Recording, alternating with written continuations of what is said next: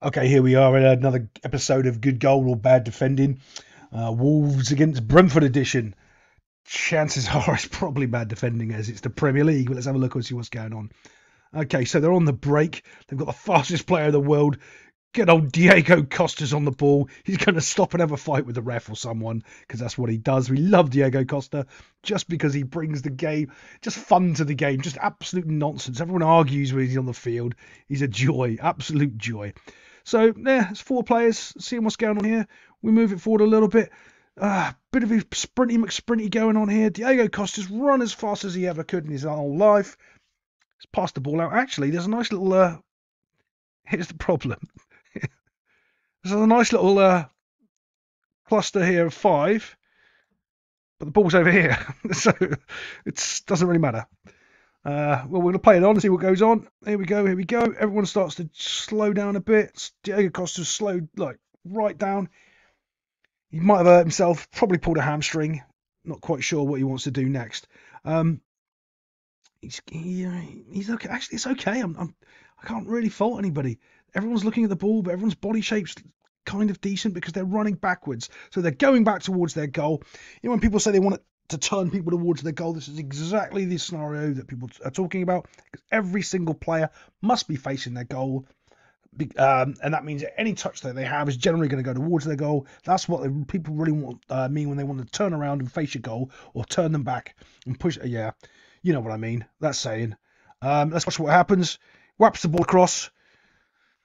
Everyone ran and everyone didn't run with the old warhorse Diego Costa, who's there unmarked at the edge of the box because everyone's panicked and ran and not one of them had the IQ to turn around and go, right, they're all running towards the ball. What about the players? This guy ran with a player. This guy ran and left this player. I have a feeling, could he have been with Diego? Yeah, he could. Look, right there. He could have just carried on tracking the run. As much as I was saying earlier, in other videos and stuff, like, oh, tracking the runner is a bad thing. That's when you're really close to the ball. This guy has got 1, 2 players close to there. He can go with the runner at this point. That's completely fine. Oh, a little bit too far forward there. Let's have a look at the old warhorse. Oh, he mistouches it and smacks it in the goal. Good job, Diego. You're a menace. Funny thing is, we're going to draw the old pirouette here. Here he is, body shape, and he has to be facing this way because that's kind of where he's running. He's made the wrong mistake, but he's going to do the pirouette. And as he does the pirouette, the other guy kicks it in the goal. Let's have a little watch. Pirouette, stomp, bump, in it goes. 1-0. Let's have a look at the next goal. Sorry, we have to play it because look at Diego Costa's glorious beard. Off. Doof. Shins it in the goal. Well done, Diego. As I'm watching these, I'll have to say these are VAR clips because some of them are just awful. Have a little look at this. Apparently, there's a bunch of people going for the ball. There's the old goalkeeper coming out to win the ball. And this isn't a penalty, apparently. It's not even a foul. Let's see if I can pause that right at the moment. There you go. Apparently, that's not a foul. It's completely and utterly a foul. It's a complete penalty. It's not a red card. It's probably a yellow because he's not in front of the goal. He's off to the right-hand side of the goal. If the goal was behind him, it would be a red card. That is a penalty every day of the week and twice on the weekend. The fact that they haven't called it shows you again, VAR, its job isn't to get the right decisions. You've got to remember that. All right, it's not there to get the right decisions because if 5 drunk people in a pub know that VAR is wrong, you should know that it's not. That's not VAR's job. Let's go back to the goals and see what we can find. Here we are setting up for the next goal. And what's going on here? We've got a billion players here. These two are useless because they're not goal side. They're not actually in front of the player. If they need to be, what they really should do, should really come and tuck in here and let this, so that will enable this player to be able to pressure the ball. If they actually get in behind him, running behind their own teammate, so this guy then can pressure because he's the only one goal side. He's the only one that can actually really make a tackle here and help him out. But they don't. He goes and sticks his foot in. Of course, he can't really make the tackle because, of course, he's on the wrong side.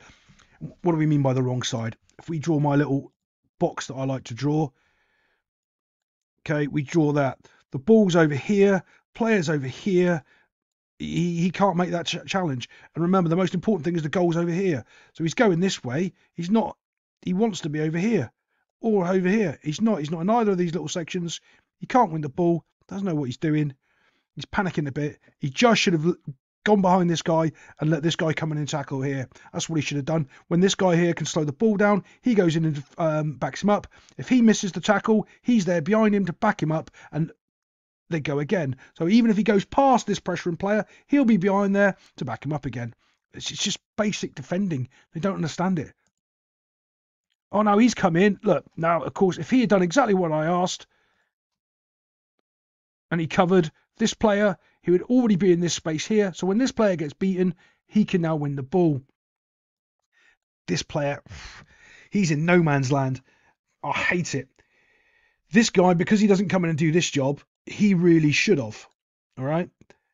Is he going to get caught in no man's land there? Yeah, but he's already in no man's land. He is just genuinely hung out to dry here. He isn't and cannot do anything. When this guy skips through here, if he's not close enough to make a challenge, there's nothing he can do, because he can't go back and defend over here because there's nothing to defend, and he can't go forward because he's not close enough.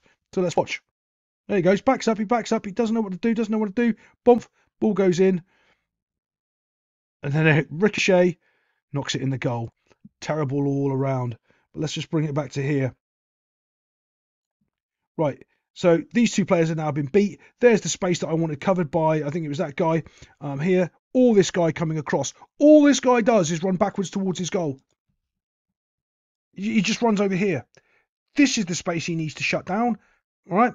And the reason he needs to do that is because he needs this player to make a mistake. He has to force an error out of this guy.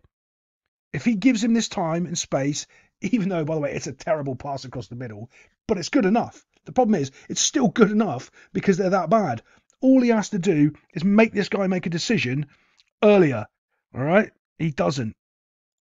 Backs up. You're not doing anything.